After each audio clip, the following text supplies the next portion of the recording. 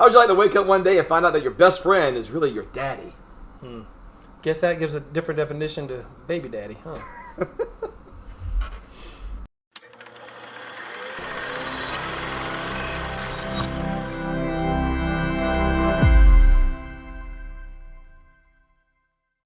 Welcome to Retro Film Review, where we like to take a look back at movies that shaped our generation. We're kicking off the 2022 year with 1984's Terminator, which was written and directed by James Cameron. I'm Thor. And I'm Ed. And we want you to like and subscribe this video so you can always get the notifications of when we have another video available. But Thor, it's good to be back here in the new year. It's good to get a whole nother year going for this. Was your holidays good? Oh, they were excellent. Awesome. I got more than I deserved, of course, always. I thought you were going to get at least 2 lumps of coal instead of 1. But that's what I'm saying. It keeps me warm in this cold weather. It's not really that cold. Here in the South, it's still in T-shirts and shorts. Even. True. But anyways, yeah. But I'm excited to get back into talking about movies. Yes. We had a little break there and getting away from the Christmas. Hiatus. I know. All of our subscribers, both of you, were waiting eagerly for that bell notification. Yes. And you'll get it this Friday. All right. So let's talk about Terminator.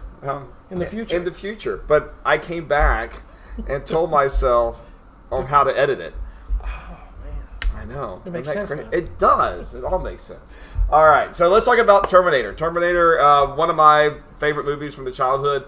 Honestly, it was kind of a surprise whenever I watched. I mean, I never saw this in a theater. I saw it on HBO or whatever it was at the time.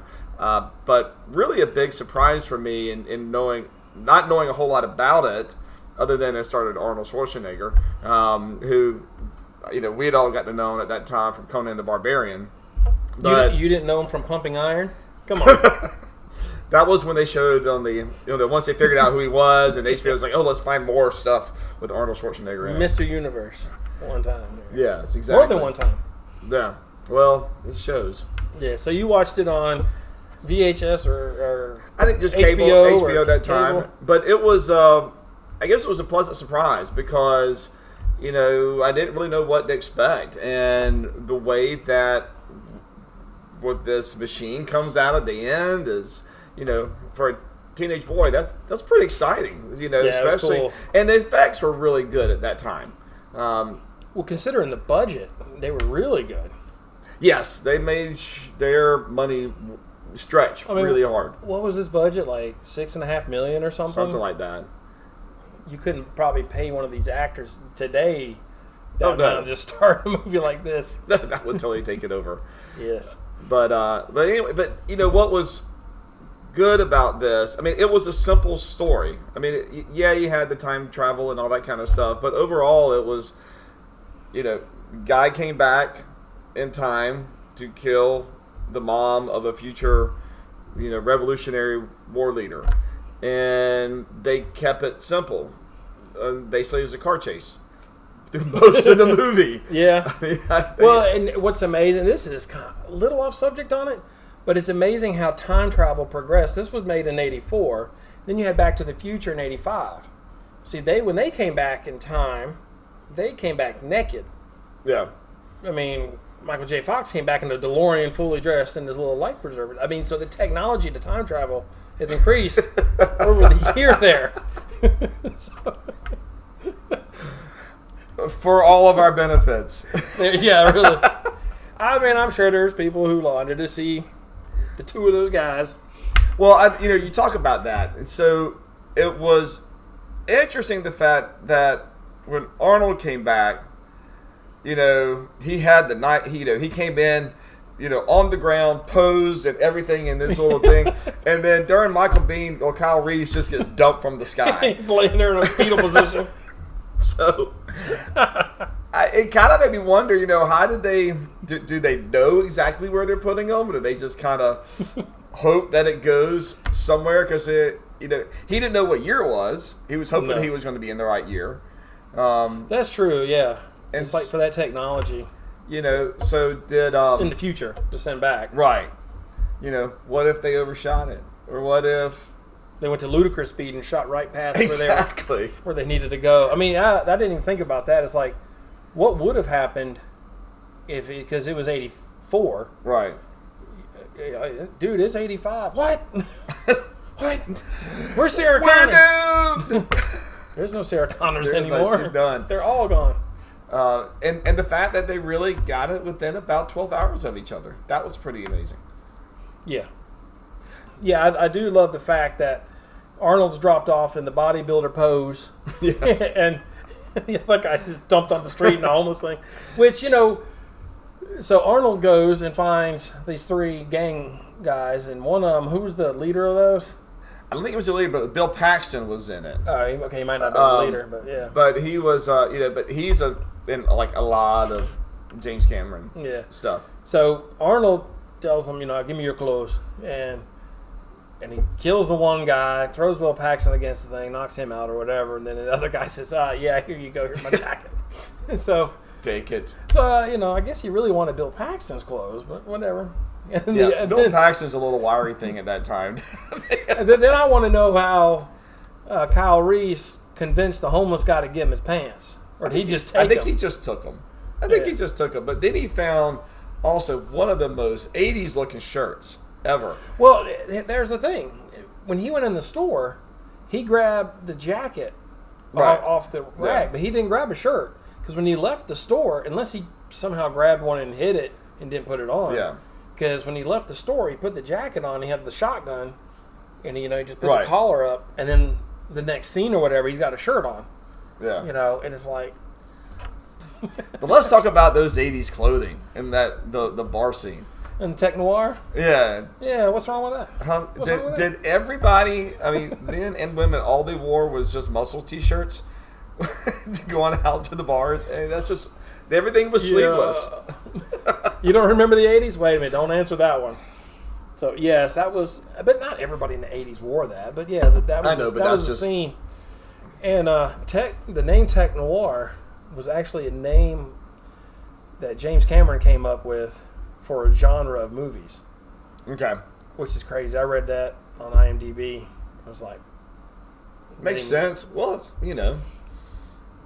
Yeah, it's kind of neat, but there's so many things, and I love how the movie does it where, Arnold comes in there, he doesn't pay, and breaks the guy's hand or whatever. But then, how they get that slow shot where he's walking through the crowd, and she just knocked her drink over, and he pans over. But... Yeah, it's good timing. Yeah, good timing. But then he still sees her. So it's like, I thought the 2 guys were going to get to a fight without him seeing her there. When I originally saw it. Yeah. But no, he sees her, and of course, you would think, why would he take so long to try to shoot her? In the bar scene, whenever he finally realized it, he starts walking. He's got a laser guided, this is what he's got. And he's sitting there walking closer and closer. It's like, so the movie can happen. Yeah, I was like, you can shoot from a really far distance away, dude. She's going, huh? As the red lights pointing, and everything is. Yeah. I'm going to shoot you. Do not move. It was almost Michael. German accent. It was almost Michael Bay-ish about as much slow mo that there was in this movie at the beginning of it, with everything, with all the shooting. It got better towards the end of it. But so let's go into one of the good parts of this movie is that the characters are fully realized as much as you can for this movie that takes place in basically 3 days. Yeah. With Sarah going, you don't see her character as she is in T2, but you see the start of that going from pretty much a mousy kind of person. Yeah. To realizing that she's got to fight for the right to live to party. Oh, to party. Well, it was the 80s, so right. Yeah. So, at least the Beastie Boys gave us that yes, right. Exactly. They fought for our right. But I just it's a new year, you can tell. Yeah. But I liked her story arc and how she just kind of kept building on that. Well, yes.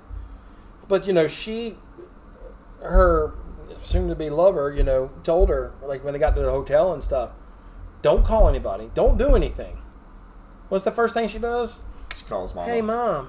Of course, it's the Terminator. Right. Yes, darling. Stay safe. I'll be there. It's like... She learned by the second movie. By the second movie, which it almost was too late. No. I mean, you think about how easy could it really be during 84, probably not now, to actually disappear? Like, if you didn't want to be found. No, I think it would have been pretty easy. Because you could find a way not to use credit cards. You know, you just find cash. You could work at some place and just work under the table kind of stuff, you know, in the mountains or even at the beach and just be a bump, whatever. Yeah. But now it'd be a little different, but the machine's not going to know how to find you. Right. You know, if you just went off the grid and of course you can't be calling home to Mom or your friends or anybody else. You, like witness protection program, you really got to go. You have to be quiet. Well, I'm out. So, but anyway. So yeah. But you know, her story arc is well developed there, from the Mousy character to knowing what she has to do, and so she continues to be on the run, even though they destroyed the Terminator, you know, right. in the press. So, and but Terminator, he doesn't have a story arc. He is just there to kill. Right. I mean, That's it. Yeah. There is nothing.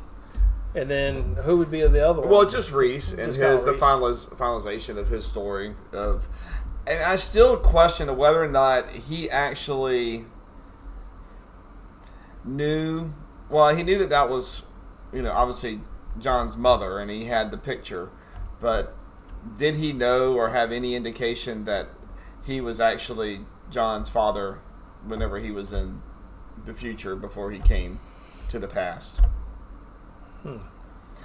So that I don't know. Who's on first? Yeah, exactly. No. Who's on second? You know, Well, no, and that's a good point. That goes back to what you were saying earlier about with her in the recording. I got to tell you, you know, it'd be do a service. You know, would it change what you would do? Would you send him back or whatever? You know, so we don't know. yeah. Because I can only imagine being in the future like that, which is now only 7 years away, 2029, and seeing, going, oh, Dad, I need you to go back and save Mom so I can be born, Right. so I can send you back to save Mom. It's like, And die. and die. Yeah, I need you to die when you're really there. need to die. But see, I won't know that because you won't be born yet. I'm older than you are. But so, what was one of your favorite scenes? One of my favorite scenes? There's quite a few. Actually, it sounds so bad. I like when he first goes to the first Sarah Connor. Sarah Connor? Yes. Boom! And busts through the door. She's like, what? Okay, so I'm sorry, that's a favorite scene. It's just like, why would you open the door? You got this 6 foot whatever. Not, size doesn't always matter.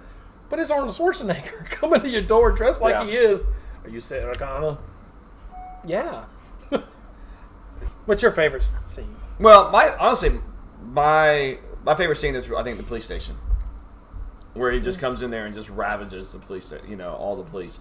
And I'm assuming that the Paul Winfield, the lead detective, I'm assuming he didn't die, but because I think he gets injured, but everybody else I think is pretty much toast. But I just think it's a great. I'll be back. I mean, it's this catchphrase. Well, did you know in the script it was "I'll come back," and then Arnold wanted to say "I will be back," but they're like, "No, it's I'll come back." He didn't want the contraction, the "I'll." Oh, He said it sounded too feminine. You know. really? Yeah. It is like, but James Cameron apparently told him, says, I don't tell you how to act, you don't tell me how to write. That's funny. That's funny. That'd be like telling John Hughes, hey, I think you should write it. This isn't funny enough, so I need to make this more funny. I'll be back. Real complaint, though, about this. I think the beginning is a little bit... There's too much with the friends and all that kind of stuff. It just kind of drags. And I mean, showing her how awful her life is as a waitress. And she can't get anything right, and then the kid's just putting ice cream in her dress.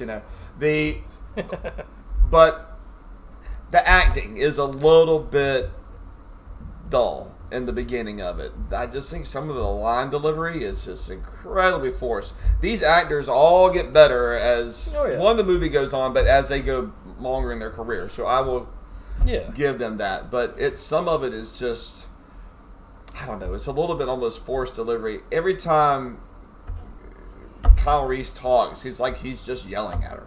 Oh, yeah. It's like, how did she fall in love with that? Well, and I'm thinking the whole time, either he's got her in the car and they're driving around, either she's scared to death of him that she's scared to leave. But, I mean, she can't be buying this to begin with. I mean, obviously there's a guy, she thinks there's two crazy people, Well, yeah. Well, you think about it. Well, first she thought it was just Kyle Reese who was the crazy one because she didn't see the Terminator. But, yeah, whenever they have the shootout at Tech Noir, and she's still afraid of Kyle.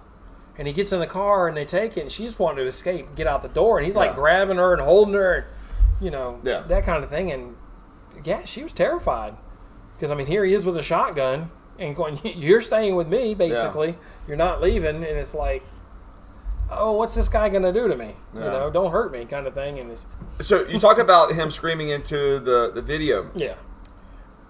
It dawned on me during that they mirrored that perfectly in T2 with Sarah yelling at the video camera, and they both pause at the same kind of moment where they're just kind of like this little look on their face. So, as I said, kind of going back after I'm more familiar with T2 that I've seen that more times. But it's kind of neat to seeing how they referenced the original one because it was T2 was 91, so it's still 7 years later. Yeah, I did that math in my head right there. There's somebody with a calculator right behind me. Going, it's abacus. Thank you, George, our producer. He's telling me it's like 7 years. His name's not George. No, I'm kidding. It is in my mind. It's my hawk. There you go. So inside anyway, joke. Yep, inside joke. Hopefully not for too long, but yeah, it's an inside joke. No. So was there something that I think you might have said this, but is there something that you didn't like about the movie? Well, I mean, I talked about the acting. The only thing that else that I thought was too repetitive is car chasing. I mean, there was a lot of car chasing. I mean, there was probably 3 or 4 different car chases. Yeah, there was quite a few. And I'm just like, can we choose something else? Now, I will say, while that got old, what I appreciate, and James Cameron is a master at this, is at the end of it, you think it's done, and you just keep upping the ante. Yeah. And then you think it's done, and then you up the ante again. And so it keeps... He's a master at building that tension and just making the story bigger and bigger and bigger. And so when the exoskeleton or endoskeleton comes out, which is just a remarkable feat for that age. And Stan Winston, God rest your soul, is a master at all of this, and the miniatures and the animatronics. And well, they made that top robot out of metal, and they're like, yeah, it's a little too heavy because they had to redo it. Because they're trying to move the puppet around. Right. They made it out of metal, and it was just too heavy to operate. Yeah. So they had to change it. But I think, well, you're talking about the suspense and building it up. The 2 Sarah Connors had already been eliminated, let's just say. And then our main Sarah Connor, she comes out the door to go to the movie. Her date got canceled. And there's the other girl's boyfriend standing right behind her. So you automatically think with that jump scare that is going to be the Terminator. Yeah. Which you know where he's from? No, he looks so familiar. It's Top Gun. I was going to say it. Yeah. Oh, he was Iceman's wingman, right? Yeah. Also in a one of his... Yeah, because he does the little flexing thing on the volleyball court. Yeah. I don't know why that came into my mind. Yeah. Also in the movie version of the Lords of Discipline, which is one of my favorite Pat Conroy book. So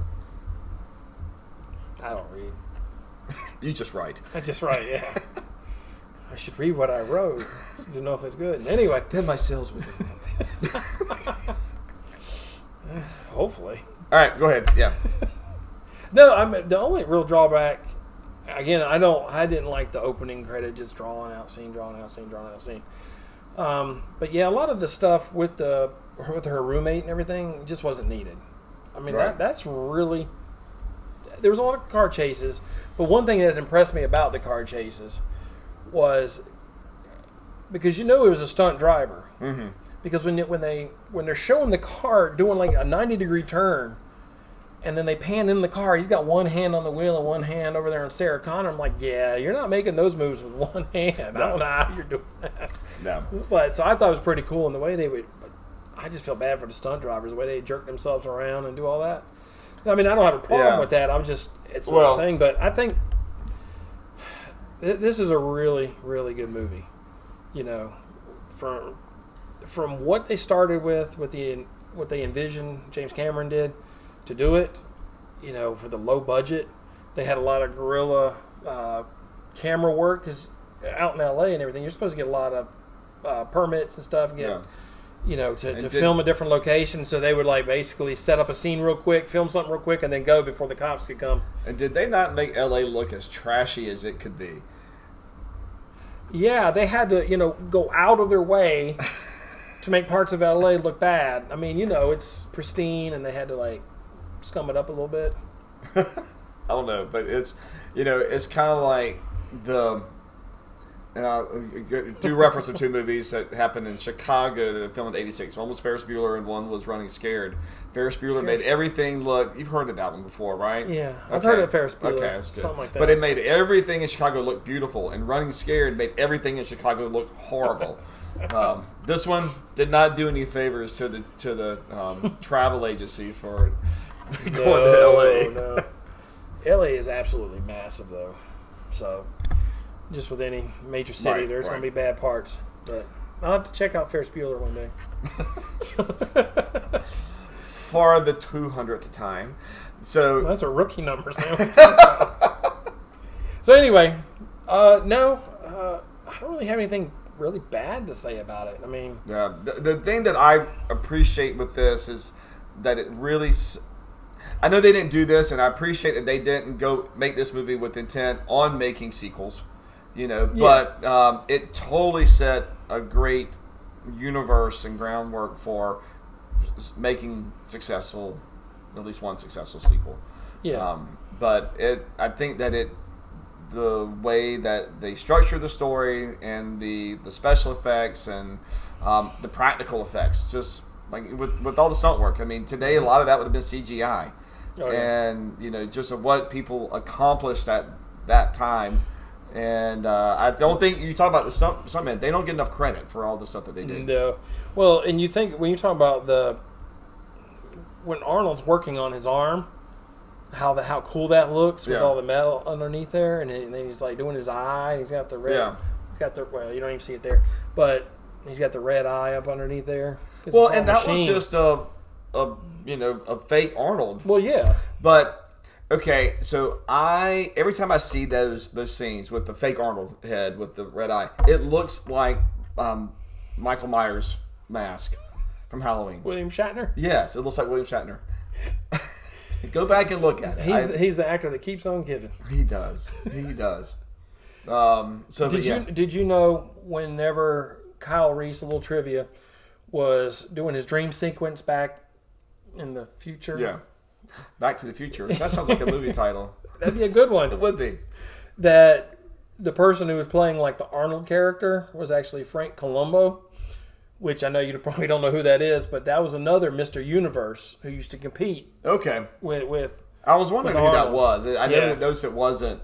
I'm surprised they didn't throw Lou Ferrigno in there too. Another Mr. Universe. Yeah. Maybe he's the Hulk. He will always be the Hulk. He will always be the Hulk.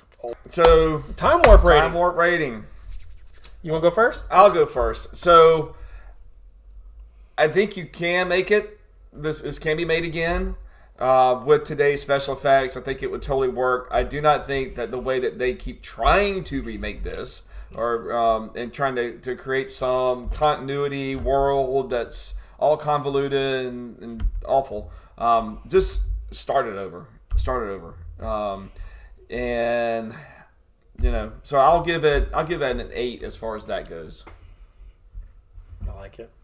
Yeah, what I normally base on is if you could take this exact script. I know I say it every time, but we got new viewers, so I've got to say it. If you could take this exact script, none of it, you don't know anything about the other sequels. This is fresh to Hollywood. Yeah. If you could take this exact script and remake this, I think you could.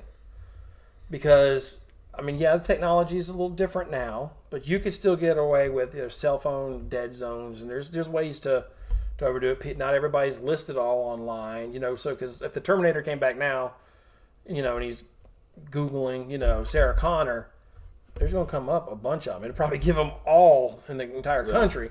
But I think I'll go with an 8. Because, I think it could definitely be remade.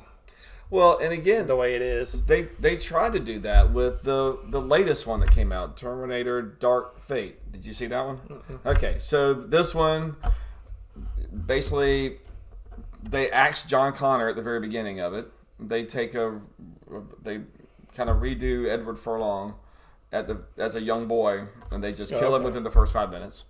And so, but this is the whole thing. It's just that they realize, okay, well, so he's dead. So another person rises. So they go after this girl that's in Mexico now. Yeah. And so now they send a female, Kyle Reese, basically, to go help save the girl. And so that's the whole point with this. They keep trying to reboot it or try to just. I mean, obviously that's going to happen. The human race is not going to just take it in the end. They're going to fight back. So if Kyle is eliminated, somebody else is going to rise up and take the charge. So it's still going to continue on. But just if you're going to redo this or remake it, and we need at least a 10-year break from anything that they keep doing. But if you're going to do it, just redo the whole story. And then just go for it. Terminator 10. Or just don't. Search for more money. Just leave it as it is. Tell us what you thought about the Terminator. Did you like its sequels? We're probably going to revisit T2 at some point. It's an okay film. But let us know what your thoughts are. Did you like Arnold? Did you like Linda? Did you like Michael Biehn? And put those comments down below. Like and subscribe. And we will see you next on Retro Film Review. Bye.